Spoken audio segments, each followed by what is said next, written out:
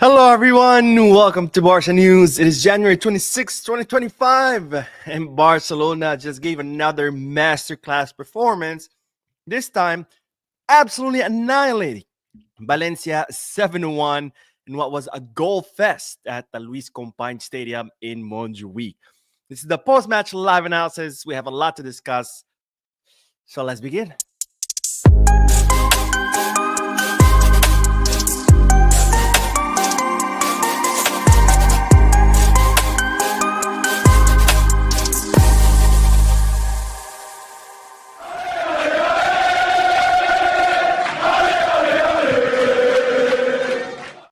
Hello, everyone. Welcome to the channel. My name is Mo. This is the post-match live analysis where we analyze Barcelona matches as soon as they end. Today, starting a little bit late because I was a guest today at the Maskeum podcast, which is a pretty cool podcast. If you haven't seen it yet, make sure to check it out. They have a really cool project going on there. So I did that podcast as soon as the match ends. This is why I'm starting this one late. But let's dive right into the live stream. Analysis. But first, let me remind you, don't forget to hit the like button, subscribe to the channel, drop a comment. If you are looking for any Barcelona jerseys or merchandise, make sure to go kids, kickback, or fanatics. If you are looking to place today's sports bets, make sure to bet us. All links are down below in the description. You click on them. You'll be supporting this channel, but you would also be helping yourself because you do get access to some pretty cool deals and offers. All right, let's start with the analysis because, ladies and gentlemen, Barcelona just gave another masterclass performance, this time in La Liga, absolutely thrashing, destroying Valencia in what was a goal fest by Barcelona, 7-1 at Luis Companys, which could have easily been 10-1 had, for example, Ferran Torres finalized the 3 clear chances that he had, or there was other clear chances that I can't remember right now, but it could have easily been 10-1, but nonetheless 7-1. We can't ask more from this team. I mean, this team is absolutely unstoppable. Like I've said many times before, when Barcelona play at 100%, Barcelona are absolutely unstoppable. We've seen it time and time again. I mean, just look at this month. I don't even want to talk about the whole season. Just this month, 2 goals against Athletic Club de Bilbao, 5 goals against Real Madrid, 5 goals against Real Betis, 1 goal against Getafe, 5 goals against Benfica, 7 goals against Valencia. I don't even know what the count is right now, but 20-something goals. I think it's 20 goals. I don't know. Anyways, 101 goals so far this season. I mean, again, when this team is at 100%, this team is the best in Europe, is absolutely unstoppable, can compete against everyone. And I really, really hope that this continues to be a lesson for the players because, as I said before, when you start a match, doesn't matter who it is, if it's a Champions League, it's a Copa del Rey, if it's Real Madrid, or if it's UD Barbastro from 4th Division, you have to start every match the same way. You have to start the match with 100% focus, 100% intensity. You got to start the match with the idea, I'm going to score 4 or 5 goals during the first half. And when you do that, well, you win matches. Because every time Barcelona has done that, not only has Barcelona won convincingly, but they've done so through thrashings. It's only the matches where Barcelona came out half asleep at the wheel, when Barcelona came out with low intensity. That's the matches where we've dropped points. So I really, really hope that this continues to be imprinted into the players' minds and realize, hey, when we come out 100% with 100% intensity, we could do whatever the hell we want. It's when we don't that we drop points. So today, another example of that, and hopefully today, another lesson for the players to continue doing what they did today, which is come out at 100% intensity because Barcelona were already up, was it 4-0 or 5-0 at the halftime? No, it was 5-0 at the halftime. I mean, when you do that, you not only are guaranteeing a win, but it also allows you to do other things like rotate, like rest your starters, like give the guys who are not playing some minutes.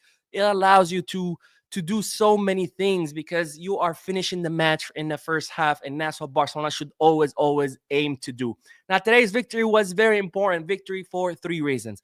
Number one, we cannot afford to drop points today. Real Madrid won their match yesterday. Had we lost, La Liga would have been over. Madrid would have had a 10-point lead on us, and I think it would have been completely over. So today was a very important match to win in order to stay alive in the race. The second reason why it was a very important win, it was because it was a clear message that, hey, we are still in it. Yes, we dropped a lot of points. Yes, we went through a month and a half, 2 months of bad form, but we are still in it. We are still alive, and we want this. That was the clear message from the team. We still want this. We still believe that we can win the race. And the third reason why this was an important win is because we have to face Valencia, I think it's next week or in a week and a half, in the Copa del Rey. So I think this was a very important test for the team to believe, hey, we can destroy this team at Mestalla. Of course, the match at Copa del Rey is going to be at Mestalla. I don't think it's going to be as easy of a match because that's always a difficult stadium for Barcelona because of the atmosphere. But nonetheless, this match does have repercussions in where it tells the team, hey, we can beat Valencia in Copa del Rey and qualify to the semifinal. And of course, it also instills fears in Valencia because today Valencia were, I don't even think they showed up. I mean, it was an absolutely horrible match. And to be humiliated by such a big score line, it definitely affects your psyche, your morale. So very, very important match, very important win to stay alive in La Liga, to send the message that we're still in the race. And of course, to send the message that we could also continue advancing in that Copa del Rey. Now, as far as the performance, there's not much I could say here. We all saw it with our own eyes. Complete performance by Barcelona, defensively, offensively. I mean, Barcelona did whatever the hell they wanted to do today.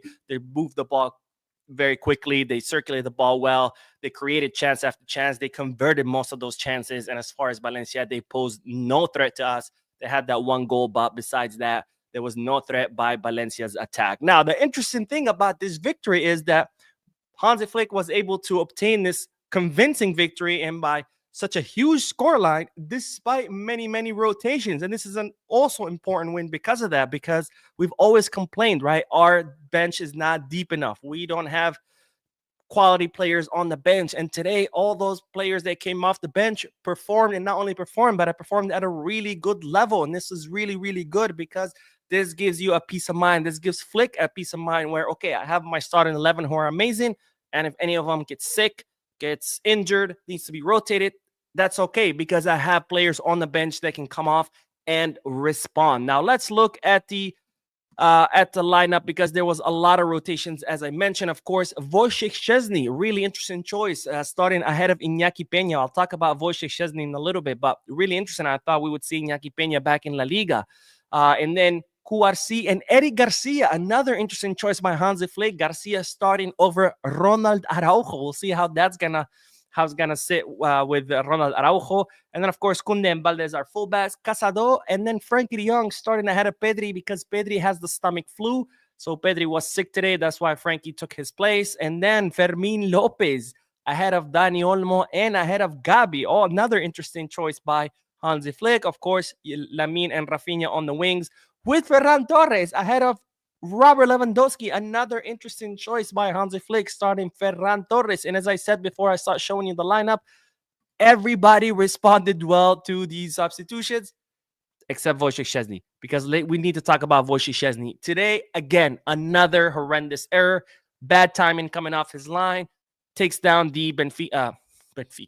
Takes down the Valencia defender, and it's a penalty kick. It's a penalty kick as clear as day. And this is the third penalty kick, or I should say the third mistake, the third same similar mistake that Wojciech Szczesny commits. We had the red card against Mbappe and then Real Madrid. We had that penalty against Benfica. And now another penalty.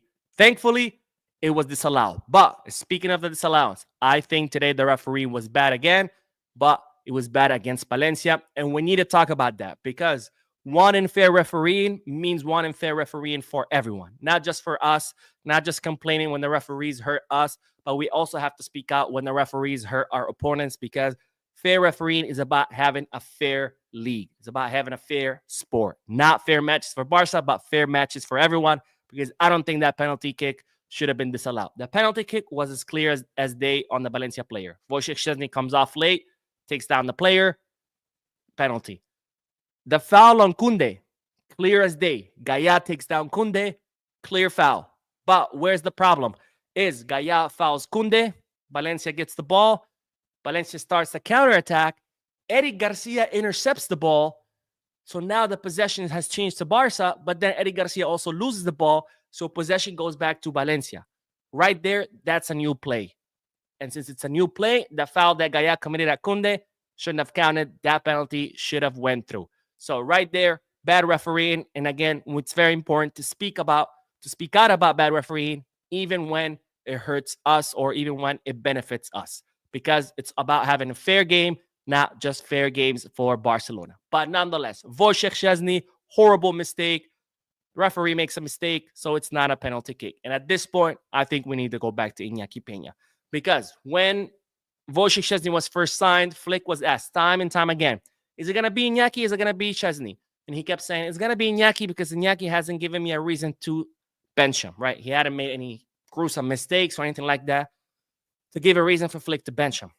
Guess what? Wojciech Szczesny has now given you plenty of reasons to bench him. So it's time to bench Szczesny. It's time to go back to Iñaki. And it's not that Szczesny's a bad goalkeeper. I think he's a good goalkeeper. He's been a top 10 goalkeeper in Europe for the last few years. But the problem is that he's not used to playing with a high line. So coming off his line is a struggle for him. And two, I think the fact that he was retired for so many months, the fact that he's older now, I think his reaction, his timing is off. And that's why we're seeing such gruesome mistakes. So we need to go back to Iñaki. And then let's talk about the rest of the players, because Eric Garcia over Ronald Araujo. That was very interesting to see because, we know Araujo wanted to leave because he was worried about Íñigo taking his place. And now he has Eric starting ahead of him. So we'll see how that's going to affect Ronald Araujo. I personally think Araujo is going to end up leaving in the summer, but that's neither here or there. But let's talk about Eric Garcia because, and I don't know if this is controversial and it might make people mad, but I liked Eric and Pau Cubarsí way better than I liked Cubarsí and Ronald Araujo in the last few matches, because in the last few matches, and especially against Benfica, I said this in the post-match live analysis, I said Ronald Araujo was the weak link for Barcelona. His timing was constantly off. He was never in line for the offside trap. His passes have always been horrendous, and they were horrendous back then in that match as well. Today, Eric Garcia, not a problem. I would know because I was watching him specifically because I really wanted to see how he was going to perform. He was always in line for the offside trap. His timing was always on point. His passing, we've always known that Eric Garcia is much, much better than Araujo with the ball at his feet because, he came out through the academy. He knows how to make those line-breaking passes from the back. And actually, we saw it in one of the goals. I think it was Rafinha's goal. Eric Garcia makes a line-breaking pass to whoever assisted Rafinha. Was it Fermin to Fermin and then Fermin to Rafinha? So I liked Eric Garcia with Cubarsí much better than I like Cubarsí and Araujo. But it's also not surprising because a lot of people forget Cubarsí, Eric Garcia is the center back couple that won the Olympics. Those were the two starting center backs for Spain in the Olympics, and they won it. So I wasn't too surprised that the two of them worked really well because they've already played together really well. But anyways, let's continue down the line because Frankie de Jong, bravo. I know we've criticized him a lot in this channel, but today, complete performance, both offensively and defensively. And he's been having some really good performances this year. He was, key in the comeback against Benfica. He did really well in the Spanish Super Cup. I think Frankie de Jong is starting to regain his form, which, again, is very good news because we need our bench to be performing at a high level, just like our starters. So when our starter needs to come off, someone can take his place, and you don't even notice the difference. Now, for me, the MVP, Fermin Lopez, 100%. 2 goals, 2 assists. But even if you take those goals and assists away, today Fermin Lopez was absolutely phenomenal. I've always talked about how Pedri is the brain of the operation, how Pedri dictates the tempo, how Pedri builds plays, how Pedri is the guy that drives the entire team. Pedri gets sick, Fermin Lopez takes his place, and it's like nothing happened. It's like Pedri was on the field. Now, of course, Fermin is not as good as Pedri. Pedri is a step above, but today Fermin Lopez filled the role of Pedri like nothing, no problem. And it was a phenomenal match by Fermin Lopez, MVP of the match for me. And second, really, really, really close, Rafinha. Because Rafinha, guys, ladies and gentlemen, Coutinho this season is just another person. I don't know what happened with Rafinha from the last season. I don't know if this is his twin that took his place, or I don't know what it is. But Coutinho this season is a completely different player. Today was no different. I mean, Rafinha does what I always want the team to do, which is play at 100% intensity from the first minute until the last, regardless of who's the opponent. Because we were up 5-6-0, and Rafinha was still going like we were losing. Rafinha was playing like we were down 2-0. And today his match he was the most important, one of the biggest difference makers on the field, especially in attack. Magnificent match by Coutinho. Lamine Yamal doing whatever the hell he wanted to do. Nutmegs here, nutmegs there, dribbling past the defenders like they were a bunch of children. I mean, he did what he wanted. And then Ferran Torres. We gotta give credit where credit is due. Ferran Torres coming off for Lewandowski, scored a goal, really impressive goal, because that touch that he does is very, very difficult to do. He had 3 other clear chances which he missed, but came in and did his job. Lewandowski came in his place. Also scored his goal, which is important for the Pichichi race. Mbappe was only 1 goal behind him. Now he's 2 goals ahead of Kylian Mbappe. And then the rotations, this is what happens when you finish matches in the first half. It allows you to bring in players like Pablo Torre, like Hector Ford, like Pau Victor, and you can bring them in, let them get their minutes. You can rest your starters. Rafinha got some rest. That's great news. Lewandowski got some rest by coming off in the second half. That is great news. I would have liked to see Lamine get rested, but probably Flake didn't think he needed it. But complete match. Not much more I can say. It was an important win, a win to send the message that we're still alive in La Liga race, and a win where, again, when you do your job, you do it right, and you do it right away. It allows you to rotate. It allows you to rest your players. It allows you to try different things. And today it was a great match. And hopefully we can repeat that performance in the Copa del Rey against Valencia so we can advance to the semifinal. Now, of course, in the midweek, we do have the match against Atalanta. I'm very curious to see what Flick is going to do.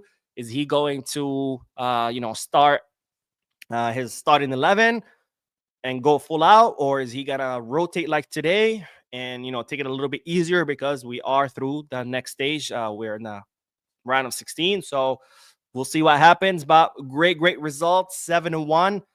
Absolute goal fest. I mean, this Barca is just something else. This is a Barca that we haven't enjoyed watching since Luis Enrique's Barca with the MSN. This is, I think, the 15th or 16th, maybe 16th thrashing of the season.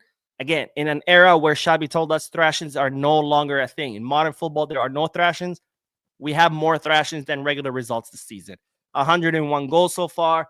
I mean, this team is just something else. And I'm really happy that can witness such greatness because this team is just something else. All right, let's do the chat section.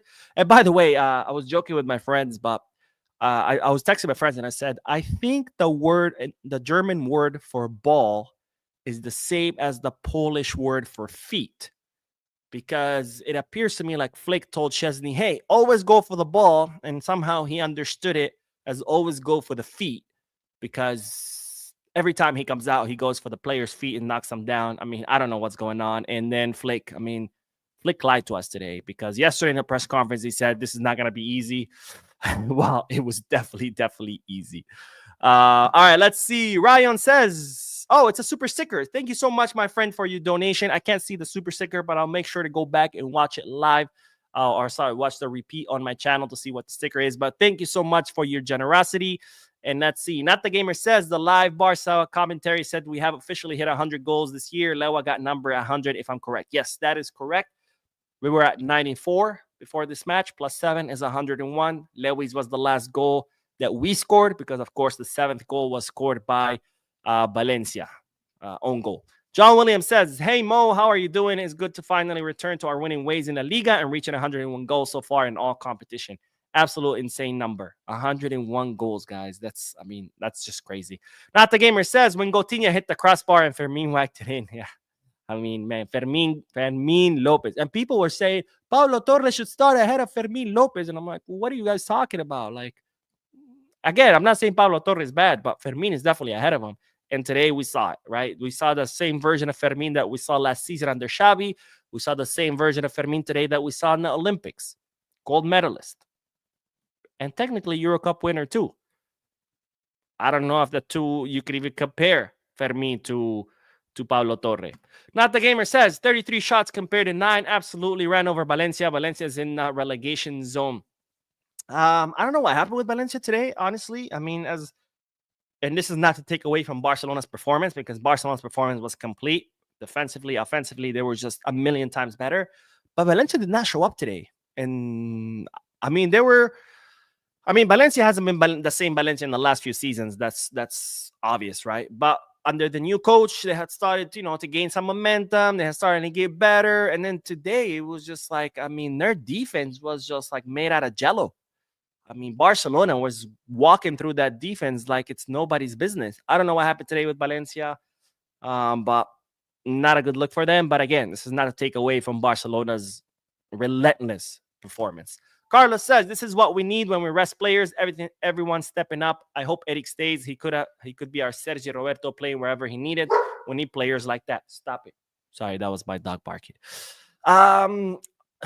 I think Eddie Garcia is a tad better than Sergio Roberto, because I say that because Sergio Roberto is more of a jack of all trades. I mean, they would play him as a right back in the midfield, as a winger.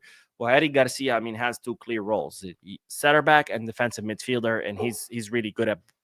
I mean, not exceptionally good at, but he does his job in both positions. I like Eddie. I've always said I like Eddie. I know a lot of people hate on him because maybe because he's not a flashy player, maybe because he has done a few mistakes here and there, like the red card against Monaco. But I think Eric is a good player. I mean, he's really good with the ball at his feet, with those line breaking passes from the back line. He's always been good at that. And he's really good at the offside trap. I mean, Araujo obviously is more talented overall, but as far as fitting into the system, I liked Eric better today. Araujo still much, much more talented and way better than Eric Garcia, but for different systems, right? Eric Araujo's, we talked about it before, right? He's a really physical center back. He can bully players with his physique. He's the strongest center back we have. He's the fastest center back we have. His pace is incredible. I mean, coming back, chasing down opponents. Nobody's like him on our team. He's incredible in the air as well. Whether Eric Garcia is more of a fit right now for Flick's system because his timing is much better. He has that passes from the back line, which Araujo struggles with. He knows how to set the offside trap, which, again, Araujo struggles with. So, obviously, Araujo 100 times better than Eric. But as far as fit right now, Eric is looking like he's fitting better than Araujo. Not to say that Araujo is not eventually going to adapt to the system, because if Araujo adapts to the system, it's over. I mean, again, Araujo is one of the best center backs in Europe. The only problem is he's not fitting. But if he can adapt and fit, then game over, man. Araujo and Garcia, the two of them fitting in the system, I mean, it will be unstoppable. But that's the thing. We have to wait and see if Araujo's going to fit or not. But Barca says, I think I figured out who's the problem. It is me when I had bad network and lagging. Barca start cooking. So Mo, make a video blaming me for having to watch Barca with good network. All right, I'm going to hold you accountable. Whenever Barcelona does bad, I'm definitely going to be like, yo, what's going on? Triple X says, Mo, I'm 100% sure Flick and staff hypnotized the players and told them they were facing Real Valencia. That's why they smashed them. I mean, the uniform is white, so that could be it. That could be it. I think that should be the rule now from now on. Every opponent that faces us, they have to wear a white uniform, so Barcelona can come out and just annihilate them. Not a funny guy says, I'm starting to like Gerard Martin. He's been slowly getting better. Yeah, I agree 100%. I always said, like, when Gerard Martin first started at the beginning of the season, he was obviously lacking a lot. He was making a lot of mistakes, and he just didn't look like he was fitting in at all. And I said, hold on, guys. Like, and everybody was against him, right? Gerard Martin sucks. Sell him. He's trash. And I was like, hold on. And like, guys, this guy just came up from third division. Like, going from third to first. It's a big, big jump. Only a very, very few players can make that jump without a problem. Lamine, Garcia. Yes, there are players who can make that jump and still play like nothing. But that's just the few. That's not the rule. Those are the exceptions. The rule, majority of players, it takes them a while to get used to the higher, because first division is higher intensity. It's a lot faster. The players are bigger, stronger. Everything's just much faster. Everything's more intense. And it takes time to get used to that, right? It's like car racing, right? Formula 2 driver to Formula 1, the car is much, much faster. Your reflexes have to be a lot quicker. It's the same with players. And I was like, hold on, like, these guys just made the jump. Like, give him some time. And we've seen it, right? He's getting better and better. Now, I'm not saying Gerard Martinez is the next Araujo or the next Maldini, but I think he's just, as an option off the bench, I think it's a good option to come on, give some rest to Balde, because Balde runs a lot. I think he's a good option off the bench. Sean says, great performance from the team today, and only thing I didn't like was the goalkeeper that almost cost us a penalty. I think Flick needs to sort out the keeping issue. Yeah, I think we need to go back to Iñaki Peña. And by the way, not the referee again, I think the referee made a mistake that should have stayed as a penalty. But there was also a little bit of a doubt on Casado call. I think that tackle could have been a penalty, but that one I understand. And if you don't know what the rules are, when a referee makes a call on the field, in order for that call to be reversed, the evidence on the VAR has to be clear, right? So the referee says no penalty. In order for it to become a penalty, the VAR has to have clear evidence that it was. And when you watch the replay, yes, Casado hits the player in the foot, but it wasn't clear as day. And because it wasn't clear as day, it stays non-penalty. Now, had the referee said penalty, and then they checked the VAR, because it wasn't too clear, it would have stayed penalty because it wasn't clear enough to reverse the penalty call, right? So it just had to do with how the referee called it. But the one that Szczesny commits, 100% PK, because yes, Gaya fouls Koundé, but Barcelona regains control of the ball with Eric Garcia, then he loses it. That's a new play. And again, calling out bad refereeing means calling out bad refereeing all the time, not just when it hurts us, but when it hurts our opponents as well. Carlos says, Eric is better if you need to build from the back, 100%. Every time Araujo passes, it seems like he passes way too hard and makes it difficult for the players to control the ball, 100%. Eric is way better from the build, which, by the way, when I was on this Mas que un podcast, right, as soon as the match ends, one of the guys made this point, and he said that maybe, Araujo would be a great option if our opponent has a pacey attacker where you need someone to catch up to him. And I think that's a really good point. I think we could have Eric play the matches where we need the build-up from the back because Araujo can't do that. But if we're playing against like an Mbappe, for example, Araujo would be the much better choice because there's nobody like Araujo on the team as far as chasing down opponents and taking the ball from them because his pace is just a match. He's our fastest center back by far. Let's see. Zack Urban. Can't even read anymore. Hey, Mo, how do you feel about Tech starting instead of Iñaki? He's in the second goal. Only supposed to play Copa del Rey. Well, I think with this flick was signaling that Szczesny has become his first goalkeeper. And that's probably why. But again, I would go back to Iñaki. Rocket Winter Master Renzo. Oh, that's a mouthful. Says, damn, remember when I wrote whatever Szczesny plays, we always win? In after-match interview, even Flick said that.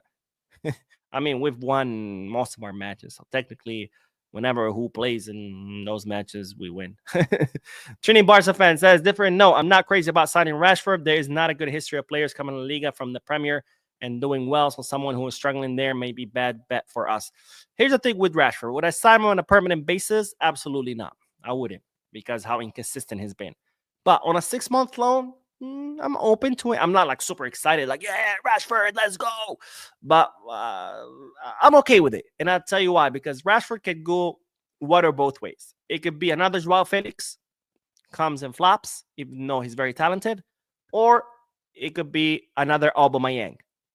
Because Aubameyang was exactly in the same shoes as Rashford, right?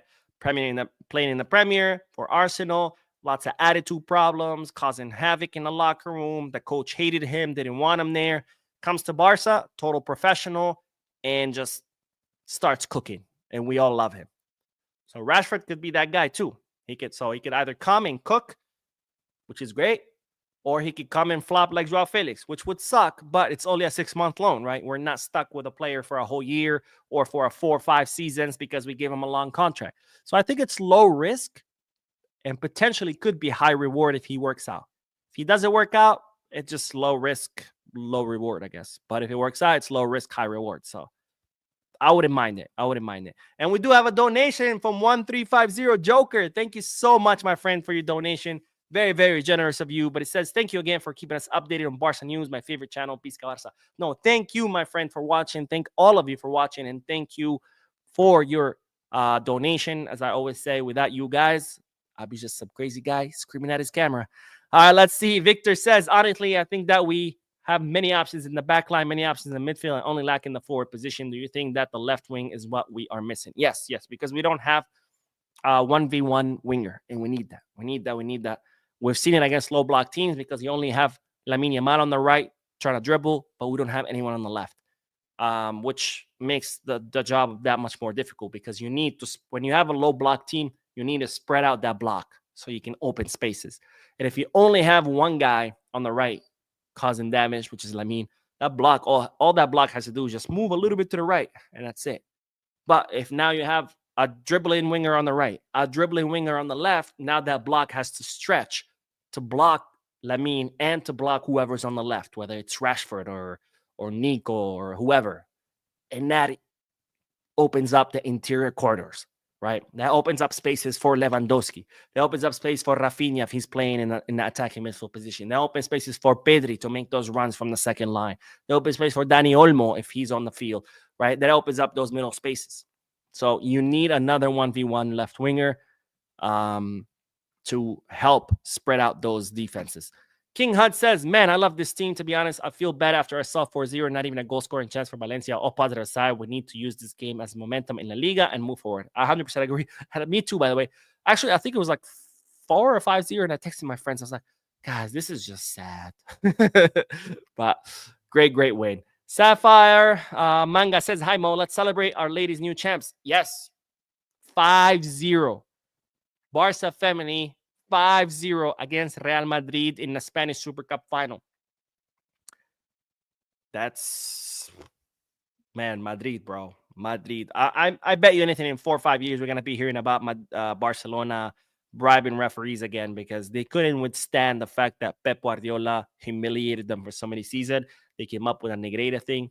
So I have no doubts that in the future they'll come up with something else to try to justify what's happening to them right now. All right, let's see. Let's do one more, and then we will end the podcast. But Trini Barca fan says only 18 likes. People, come on, Mo is worth more than that. Let's get those likes up. We have 173 watching. Thank you, my friend. And yes, please. Look, if each one of you just hits the like, there's 173 watching. That's 173 likes. That's a lot. That's a lot. It might not sound like a lot, but the more likes the video gets, the more it prompts the YouTube algorithm to recommend it to people who've never seen it or never seen the channel. So please, guys, just hit that like. It's free. It's completely free. They're not going to ask you for a credit card. They're not going to ask you to donate your blood. Just click on it, and that's it, and be done with it. Anyways, thank you guys so much for tuning in, for your comments, your likes, your generous donations. If you haven't hit the like button, please do. Please do. It's a huge help for the channel. If you haven't subscribed, make sure you do. My analytics show me that 30% of people who watch the channel are not subscribed. Guys, just click subscribe. That's it. And I will see you later on tonight. I will be uploading more videos because there is news that we need to cover. But great win today. Congratulations to the team. Congratulations to us who are finally enjoying themselves for the first time in a very long time watching this team play. I will see you in the next video. And as always, Visca Barça.